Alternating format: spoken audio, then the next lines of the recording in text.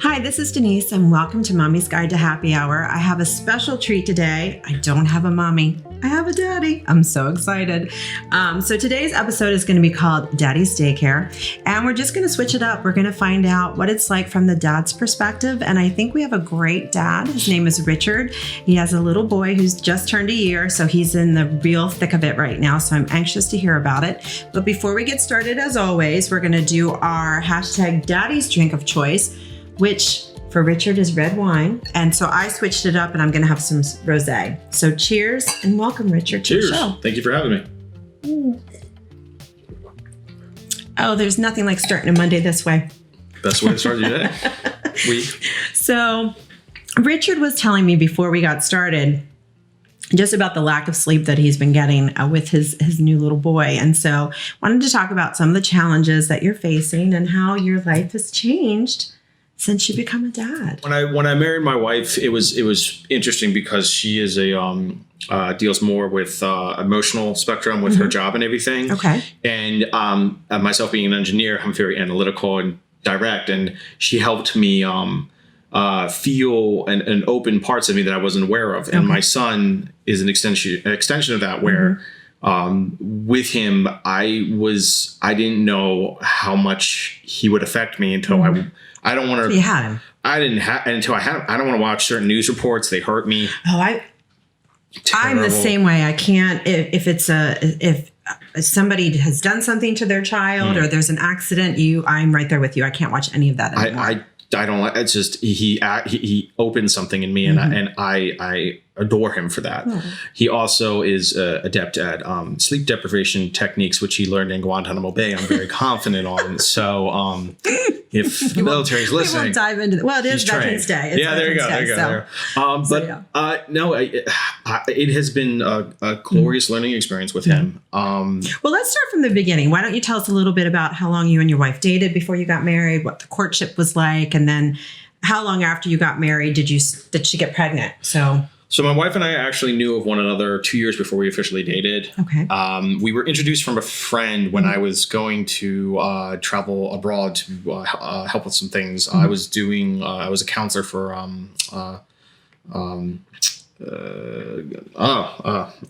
this is how sleep deprivation affects you. It happens after you have a kid. I can't remember my name. With Israel, they allow for people to take trips there, and I was a counselor for that. So I went to Towson University, and I stayed at a friend's place up in New Jersey because we were flying out of JFK, and I was like, I don't want to drive the whole day prior. Can I stay there? And I did, and my friend's like, you want to go have some dinner before? And I was like, sure. She's like, I want to invite my friend. I was like, you should invite your friend.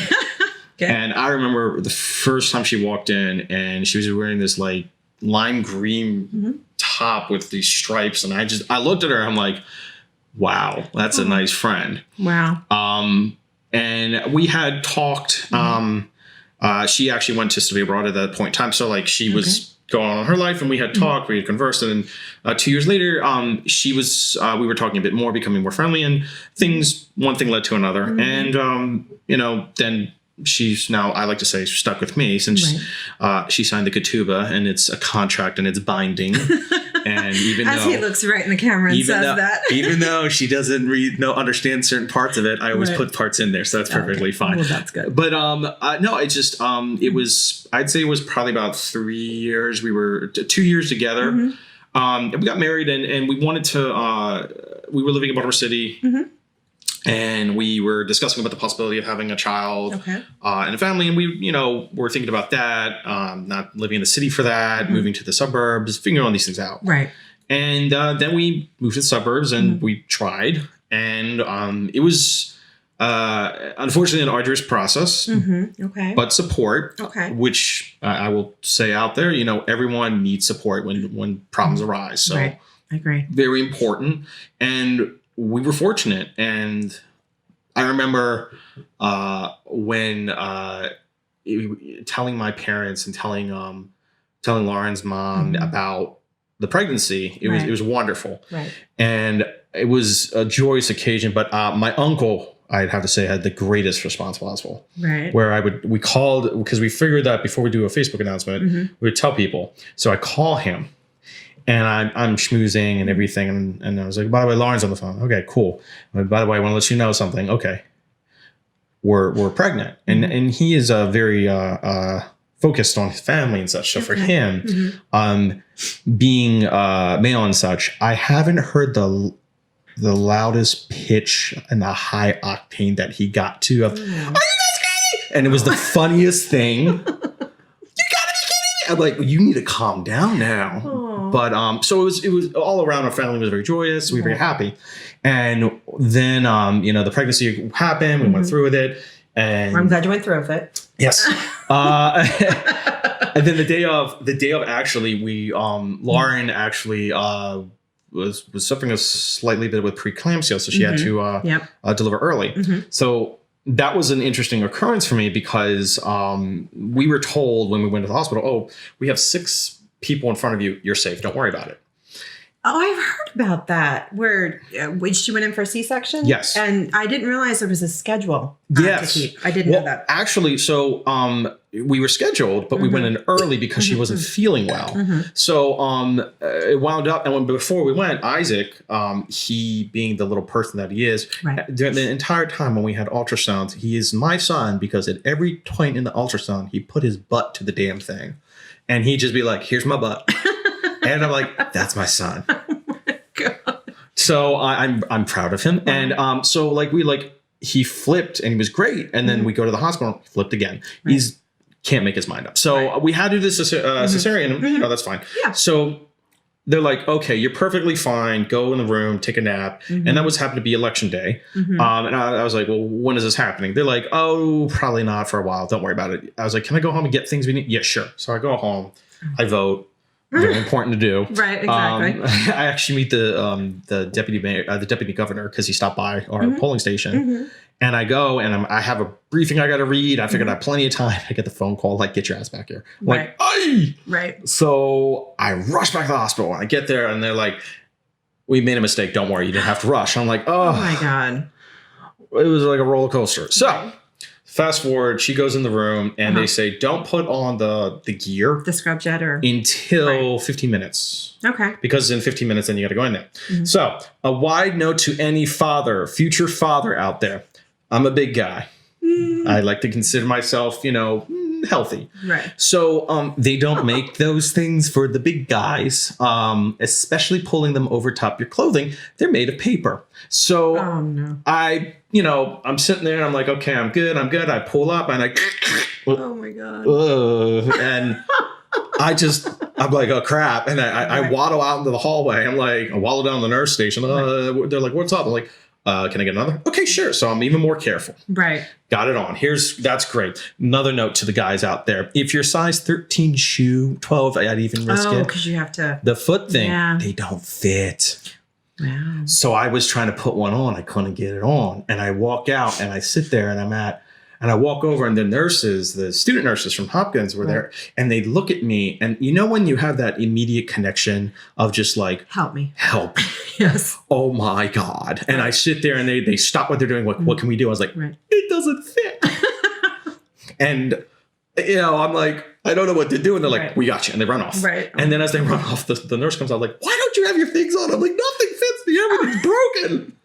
God. And I'm freaking out. And then she comes back and the nurses come back and they said, okay, we got something. And they're trying to put it on. It's not fitting. Right. I'm like, can I take my shoe? You can't take your shoe. I'm like, she's like, is the foot covered? Yes, it's covered. Get him in there. So I throw that on. Meanwhile, your poor wife is in there all ready to go. Where is he? Right. And I get in there. Nerve-wracking thing. 100%. And I get in there, finally get in there. And I sit down. She's like, oh, thank God you're here. I'm like, why? She's like, I'm hungry. No, never mind. So, I sit down and the one thing I realized in that process, it's extremely stressful for my wife. Right. So I came up with topics ahead of time to talk about. So that's really nice. I sat down and I was like, where are we going to go? And she's like, what do you mean? I was like, well, we're travelers. Where do you want to take them? She's like, why are you thinking about that? I was like, well, why not? Where do you want to go? We love NOLA. You want to go to NOLA with them? Where do you want to eat with them? All these different things. And I'm talking. And a minute later, here's your son. Aww. And I didn't realize it was that fast. That's how close. Please, if you're a bigger guy, make sure you get the paper thing done ahead of time. I'm throwing that out there in your shoes. So we sit there, we have, and he's there, and I go over, I check. Right. I don't look back because if you want to, you can look back and see. I wouldn't want to look at that. I don't want to look at that either. No. And he grabs my finger, and it's precious. Right. And you're just trying to enjoy the moment. Right. And then I want to take him to Lauren and like all of it. So that was the start of the crazy. Right. And the porcelain child, because his first baby. Oh, yeah. You think that they're going to break. Right. They don't. They bounce. Very much so. They do. Especially when he's on his little chair. He really likes to bounce. They do like to bounce. Very much so. So, like, you know, we're learning all the different ins and outs. Right. We actually had to go back to the hospital when we took him home because we didn't realize the cold factor.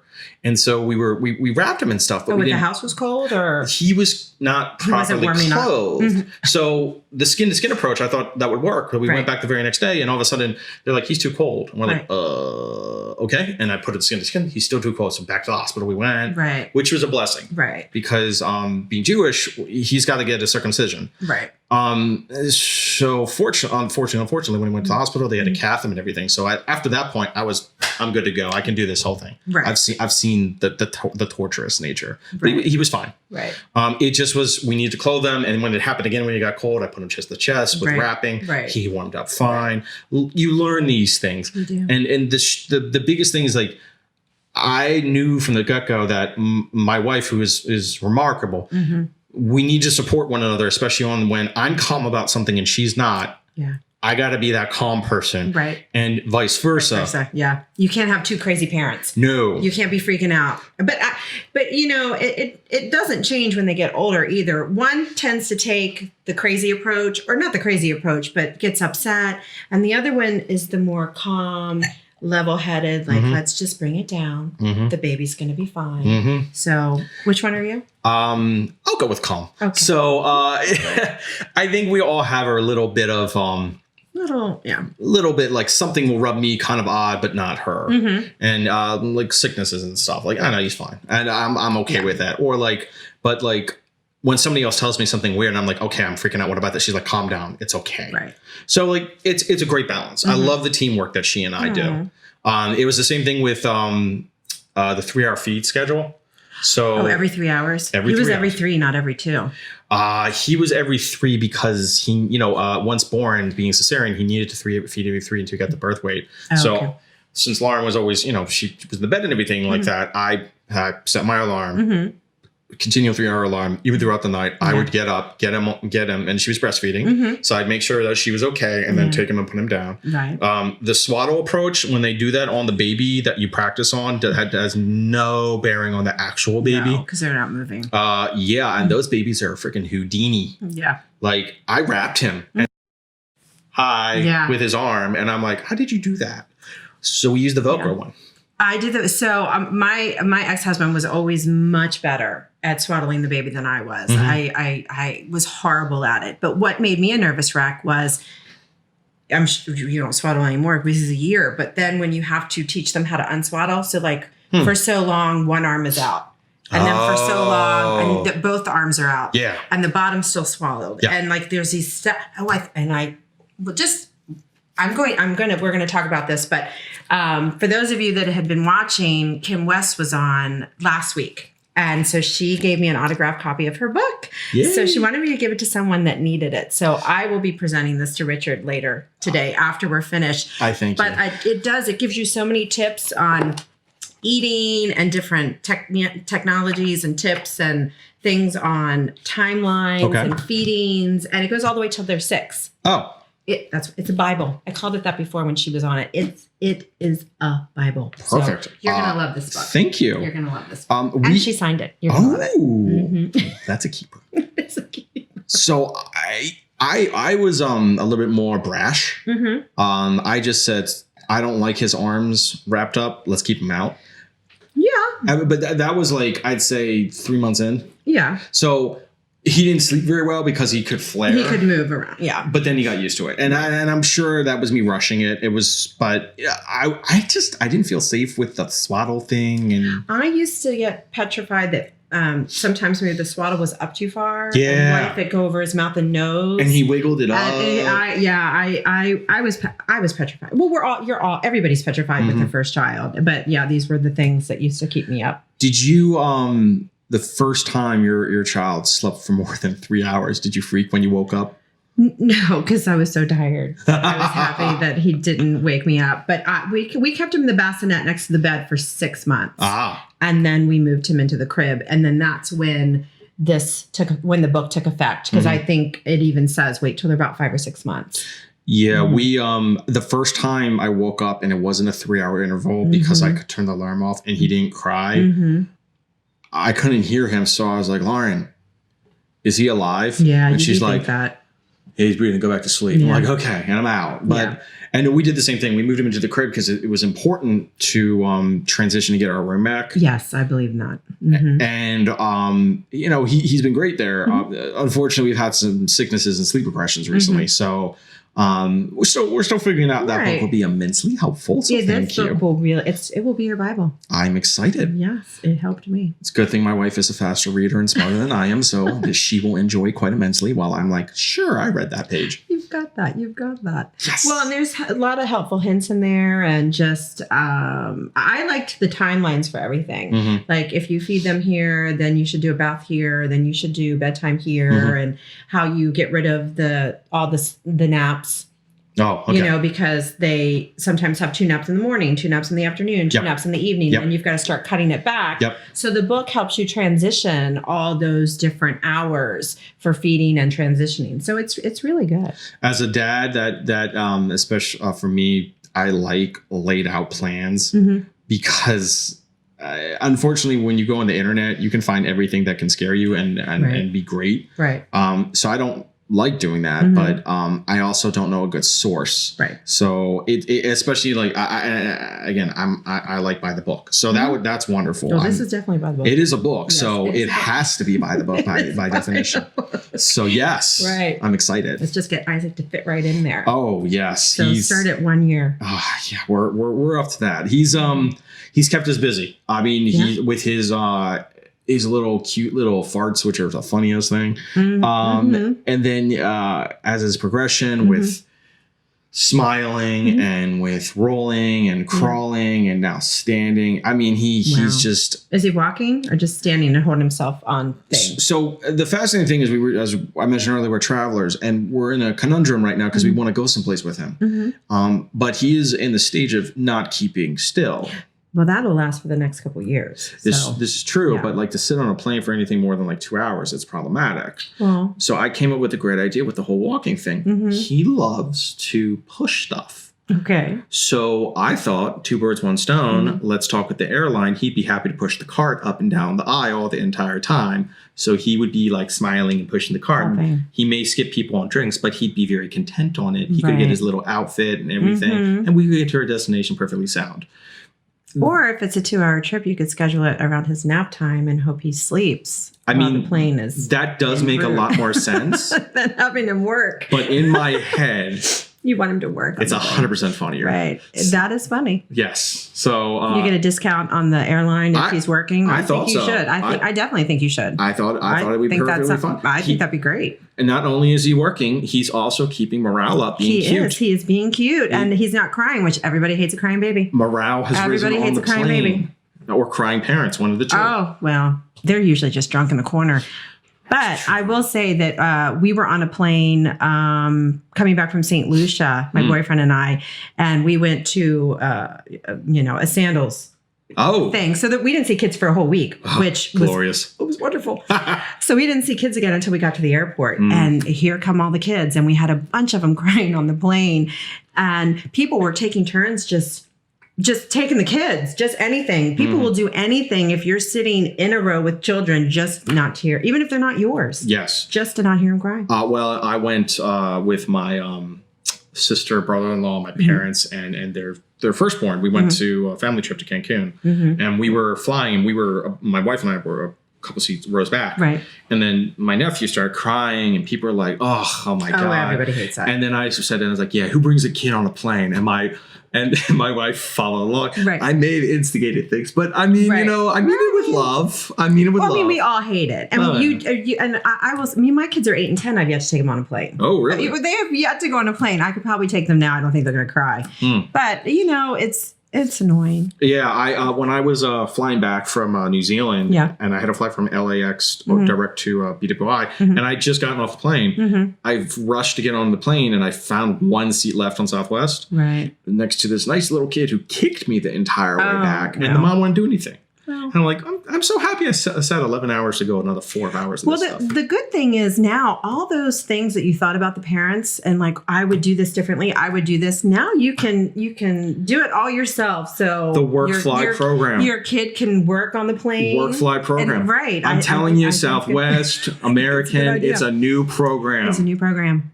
I would like a 3-year-old to serve me my drink. Boom. I think it might be stronger if he served me my drink. I believe so. There probably wouldn't be a mixer in that drink. No, because he would drink the juices beforehand. Right, and I would just get the vodka. Oh. I think that's a great idea. This is a win-win scenario. Who do we contact at Southwest to get this program going? I don't know. I mean, maybe we start small at Frontier. I don't know. Alex, look into that for us and just, I don't know. I like it. Yeah, get it.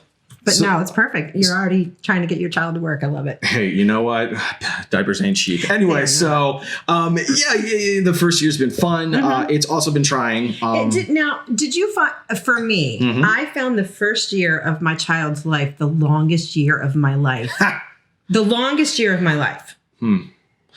I'm sorry, but I hated it. I'm sorry. I cried on Fridays because I didn't have, this is bad problems. But I cried on Fridays because we lost the nanny. I didn't have the nanny on the weekends. Oh. So I had a nanny Monday through Friday. And on the weekends, it was just my husband and I. And I'm like, what are we going to do with this baby all weekend? Like, what are we going to do? I understand that. Right. I definitely, my wife is much better with things with him. I take him in the basement. I try to play with him. And he likes the game Climb and Smash Daddy's Face. Not the greatest of games, but you deal with it. So it does scare me more so when he gets older and you need to come up with these activities. Oh, there's a lot. Fortunately for me, because of what we went through to have him, I don't feel that way, which is nothing wrong with how you feel. Well, no, and I get that too. I didn't have to go through. Even I think if I went through a difficult pregnancy, I would still be like, oh my God, this is it was literally hard. The longest, hardest year. It is hard of my life. And I think, do you and your wife get any time to yourselves now? Do you get a little date night or? Yes. So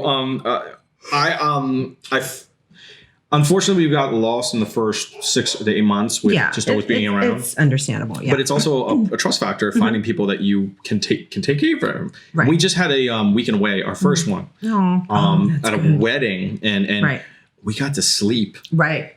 So that S word, I don't know what that means. Did you find? I remember the first time my ex-husband and I went away for the weekend. We went away and we slept the whole time. Like we didn't want to go anywhere. We just wanted to sleep. Did you find you just wanted to sleep? I closed those night shades and I fell asleep and I woke up to a phone call. And I was like, I just want to get some sleep. And I roll over and it's my mom. She's like, hey, I want to ask you something about Isaac. I was like, okay. She's like, did you just wake up? I was like, yeah, why? It's like 7, right? She's like, no, it's like 11:30. I had slept by 13 hours. Wow. And Lauren is a champ. She's still asleep. Wow. And I'm like, what? And no, we went to the wedding, we ate food, and we passed out. Yeah. People were like, oh, you're here, you're going to New York, go do Brooklyn Bridge. No, and I'm like, sleep. I am out. I want to sleep. It's so quiet. And I'm just like, I was more stressed if Isaac slept through the night for my parents, because I'm like, he doesn't always sleep through. But what's remarkable is when he's not with us, he tends to act differently. He knows he's got us wrapped around his little finger. Right. But we just slept. Yeah, it was glorious. I agree. We did that in the very beginning too. We just want to sleep. We used to take him over to my mother's house for like 2 hours and come back and just take a nap. We didn't even go anywhere. We just wanted to be in the house to sleep by ourselves. And we're starting to do that with our parents, where we're trying to get at least one date night a month. Yeah, it's important. You start small, and again, you need to, with a child.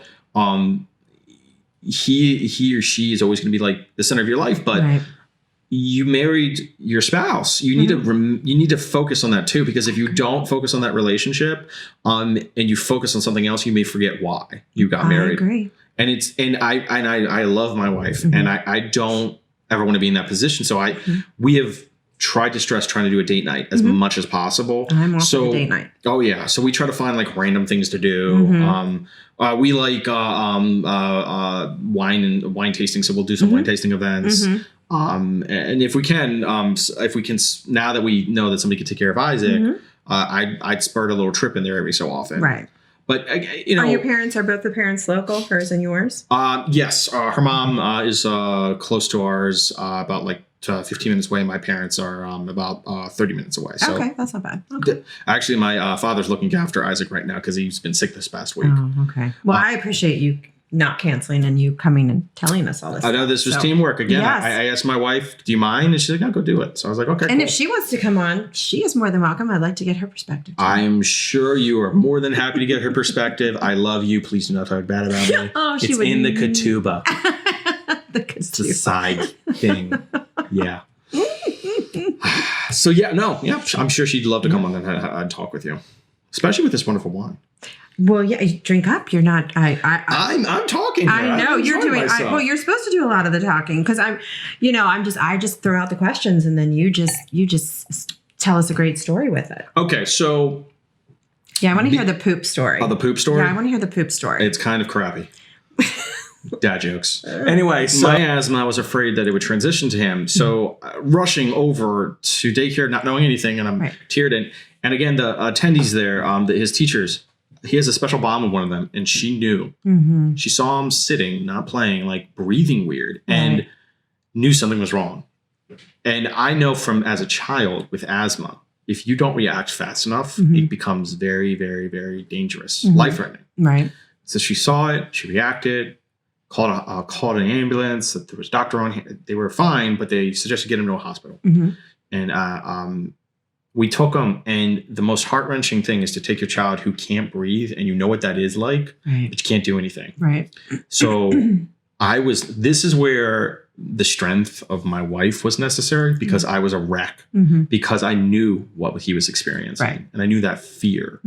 So she was the strong one that day. And again, I will say this out there. It's you're man enough to sit there and get teary-eyed and be worried for your kid. I don't care what anyone says, because that is your child. Right. And you know what? I don't really care what anyone says. I will sit there and again, I accessed emotions I never knew I had before. Right. I can't watch Disney movies or Pixar. Dang it. But I agree. Oh, Wally. Oh, I can't watch that one either. I totally agree. And I think that if you're not feeling those emotions, maybe there's something wrong. Like it's your child, it's your blood, it's your, it's a part of you. And exactly. So, and we rushed and we got to the hospital and we were in Howard and lovely people there, very reassuring doctors. And he had to be there for overnight and we had to do. Do you get to stay when he's there overnight? So how's that work? Unfortunately, the bed situation sucks. So there's a chair that's supposed to recline. It didn't. Okay. And then there's a semi-bed. So I was like, it's logical for me to go home and sleep while Lauren had to be there for feeding. And I could get close together and everything, come back the next day. So I did that. And unfortunately, Lauren got the brunt of it because she didn't get anything. No, because he had to have this respirator thing, and you had to put it out of a tube, and he would inhale it, and it was albuterol, and albuterol is an interesting beast because it is a stimulant. So once he had some, he went all over the place, but he couldn't actually get out of his crib to crawl, so it was difficult. So me needing to inject a little humor into the situation. Child Protective Services, I apologize. This is all fake. Please calm down. So the way you give albuterol to a child, especially a baby, is you either put a mask on them, which they hate, or you have this like little tube thing and it just spits out gas. Okay. So I looked at it and I looked at my wife and I'm like, he's taking a bong hit. It looks just like it. Right. So I had to put, the cherry on top. So when the nurses weren't around and he was doing it, I got up on YouTube, the Snoop Dogg smoke weed every day. So I would just play it at random while he's doing it. And you'd hear smoke weed every day. It's the funniest thing. So Child Protective Services, it was a beta roll. That was all it was. Lord. So we laughed. That is funny. You gotta have a little that's fun. funny. You gotta make some fun out of it. I mean, that was a traumatic thing for you to go through. So you gotta, I get it. A little humor. You can't drink because you got to be on. So a little humor. Exactly. So everything worked out. We brought him home. His lung was a little malfunctioning and it fixed everything. He's good to go. We got to watch out for the future. So that was the traumatic experience. How old was he when that happened? I'd say about 8 months. Okay. And then he got a cold, an ear infection afterwards. The ear infections are the worst. They happen at like 2:00 in the morning. They never happen during the day. They happen at 2:00 in the morning. They didn't get that memo. Yes. Why can't it happen during the day? They didn't put you can go to the doctors. They didn't put the cover on the TPS report. They did not. No. Well, I have 8 different bosses, and they're telling me that you should not have an ear infection at 2:00 in the morning. Yeah, but you need to put the cover on the TPS report in order not to get the ear infection. It's terrible. What time did your child get the infection? We weren't sure. Was it in the middle of the night? Well, he wasn't sleeping. Right. This is as soon as they go lay down, well, they scream. Everything got out of whack. Yeah. So this is where sleep became just null. Right. So we've been fighting our way back from that, and he finally got better, and he was sleeping through the night again. And because his transferring was difficult, because I have to put him down like right, and then feathers and right, and then all of a sudden he's like, "What? I'm down? Right, no, right." So he got better, and then unfortunately got sick again. Right. So this is where we're going to lead into that crappy story. I want to start off with a little bit of somberness to a little bit of smelliness. So he got a stomach bug. So I didn't know with kids with stomach bugs. So our daycare is like, well, with a liquid diaper, he can't be here. And we send 2 kids home. So we, fortunately we have a support structure. And again, you need it. You do need it. And we had our grandparents coming in and taking care of him so we can go to work. Right. So one evening, tag team approach, trying to get him for bedtime routine. We're like, okay, we get this down to a science. So he doesn't like to lay when he changes. He likes to stand and jump. So anyway, we're putting the nighttime diaper on, and I walk out of the room. So normally I get everything going. Lauren feeds, rocks, and tries to put him down. Right. And he won't settle. He won't do it. Okay. 20 minutes in, it's a diaper. Okay. It's a squishy diaper. It is what it is. Let's switch him out because he doesn't like sitting in his own, Nobody does. No. And if you do, you're weird. See help. Anyway, so. That's a different show altogether. Indeed. Yes. So we decided to change him. I was like, okay, great. We change him. He laid down because he's tired. Right. And we change him and we zip him up in his onesie. We're putting on the sleep sack. I was like, let me go wash my hands because I got a little on me. I go and I come back and I just see my wife turn to me. And she has a big wet stain on her. And I'm like, oh no. What happened? Oh no. And he was holding in the geyser of geysers. Oh no. Now I will tell you, when he was very much younger, we called the game bullseye. Oh no. Where if he's laying there and just boop, he gets you. It's a bullseye, and he is very adept. I'm proud of the perfect arch that. Anyway, so he bullseyed her through the diaper. Oh my god. I don't know how he did that. How you do it through the diaper. I'm just impressed. So I'm like, okay, that's fine. That's fine. As parents, you deal with these things. You just kind of move forward. So Isn't it weird how it doesn't bother you to clean that kind of mess up? No. Like where normally it would have been like, oh my God. Yes. I can't. It doesn't bother me at all. Nope. Doesn't bother me at all. This prepares you for the tough jobs in the future when you got to get down and dirty. Parents. I think it's a hereditary survival technique. Oh, indeed. Something. You start getting that scent going and the fear. Like, I've dealt with this before. I know. Yeah, I've got this. It's war stories. Right. So we sit there and we stand him up again and we're holding him and hose him off. It's just pee. It's not the end of the world. Okay. And we're just pee. And I swap the diaper and we put in a new diaper and what? Oh, there we go. And I caught it. Like in your hand? No, the diaper was there. Oh. So it caught the diaper. Okay. So I'm like, save, we're great. Everything was fine. A little bit on my hand. I'm okay. We're fine. Right. I'm like, okay, let me swap the diaper. Big mistake. Yeah, no. Took the diaper. Child was not boom, finished. right on the wall.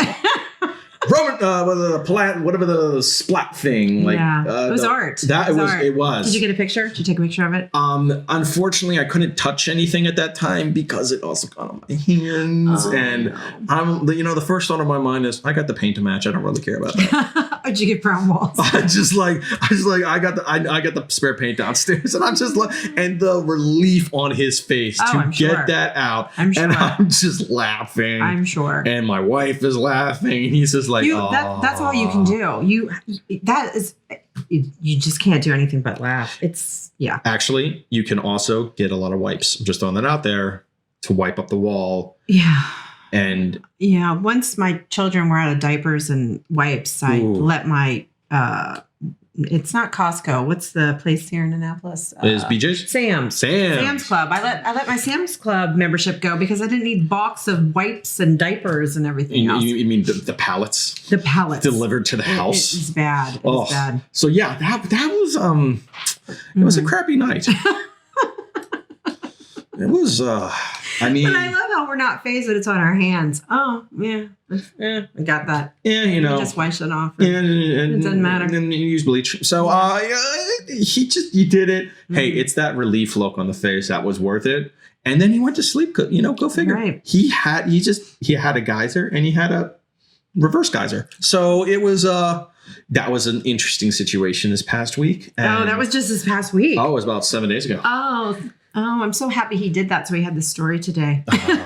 I'll have to let him know. Tell him we're very happy about so let him know. Don't do that again, please. He's going to do it again. Oh, probably. Wait till he's old enough just to say, I don't want to wear my diaper anymore. And he just walks around the house and just poops everywhere. Well, being my son is probably going to happen. So I'm just more happy he hasn't figured out his, cash and prizes yet. Because I've heard of kids like, hey, what's down there? My son never did that. Now, I had a girlfriend whose son never took his hands out of his pants. Mine never cared. I've heard stories of like, what's this? And they point and they aim it at you and then get you. I never got shot in the face with it. Hey. I was quick. As soon as it went, I was quick. You matrixed. Never got shot. Unfortunately, I am a veteran of getting shot in the face. Yeah. Yeah. And I'm a girl. We try to prevent getting shot in the face. So yeah, it's fair. I'm man enough to say I've been shot in the face. You know what? I would like one more story before we wrap it up. Sure. I would like to hear the first time you watched him by yourself and how old he was and what that was like to be home alone with the baby. I don't remember. You don't? I don't remember, but I do know. I could approximate feel like I don't know like the exact thing. I mean, I'm sure my wife went out for like grabbing food or something, just get out of the house. But I mean, probably was the easiest. Oh, actually, you know what? I took off 2 weeks after my wife got 3 months to get him acclimated to daycare, but I also had like a day or two in there. The engineer in me. Yeah. It was a pretty interesting schedule where it was wake up, food, put him in the boppy, change, put him in the boppy, make sure clothed, entertained, sleeps, wake up, more food. Right. To me, it was, and give him some tummy time. To me, it was more so just a schedule to follow. While it was maybe I didn't interact with him as much as I should have. Right. Like get close in the face and like, how are you doing? Right. But I think that has changed over time. Like now, especially since he's active and being in the basement with us and needing to literally go, what's this? Oh, it's a smoke detector. Let me pull it out of the wall. Don't do that. Right. Like he's adept in getting it everywhere. Right. So like now it's definitely much more difficult because it's evolving. You can't just plop him somewhere. No. And now I'm worried in the future of like what happens when he talks and he wants to do more things. Right. And we haven't done TV. We literally have no. So we have no screens and no TV. For the first year, he's probably had 15 minutes of TV. In fact, this past Sunday, it was the first Ravens game I sat and he actually looked at it with me. Right. And I was proud. It was a good game. Oh, yeah. It was a good game. Oh, yeah. But like, so he doesn't know these things. So like, and I want that. We live in a place close to the woods. I've seen TV addiction in my family, unfortunately. We have it. My kids have it. It happened. Hey, I grew up Saturday mornings from 5 a.m. until 12. I was watching TV. Right. Loved it. Right. And I'm sure like everybody's got to figure out their own way. Right. We're just trying this. So without the TV, like even for me, it's like I no longer can do and just watch what I want to watch. And so now I got to think of inventive ways to keep him entertained. And unfortunately for him, it's playing his favorite game of finding the one time a day I can hit daddy where it does not feel great. He's good. Really good. High score. Let me just ask you this. So every podcast I wrap up with the same question. Gotcha. And so I cannot wait to hear what your answer to this is. But my question to you, Richard, is what makes you happy? That's a tough question. I don't think it's a singular thing. No, it doesn't have to It be. cannot be a singular thing.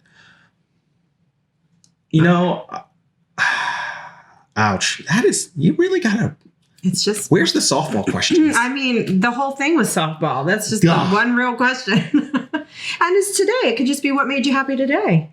You know, I think the happiest thing is at this time is that I'm fortunate enough to have a wonderful family. I can make sure my son is happy and taken care of, and my wife as well, because I want to make sure she's always okay and taken care of. And, you know, I'm happy with that. It's just honestly that simple. Also, the Ravens won. So, but it's really that simple. Like my time has my energy, my focus. I mean, we had a successful first birthday party. That made me ecstatic. Like it was simple. He had a successful first year. Yes.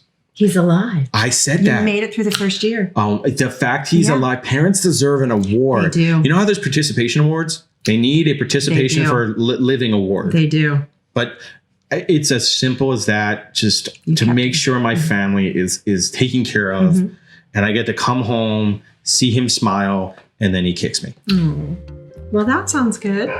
Well, Richard, I want to thank you for taking time out of your day, because I know you're tired, and coming here and telling us your story. And hopefully some of the stuff that you shared helps new fathers, new families. You're definitely going to get Kim West's The Sleep book. Yay! So you're going to love that. And you'll have to come back and tell me how it worked. I will, as I survive, will be more than happy to. Trust me. Thank you so much for coming. Thank you for having me.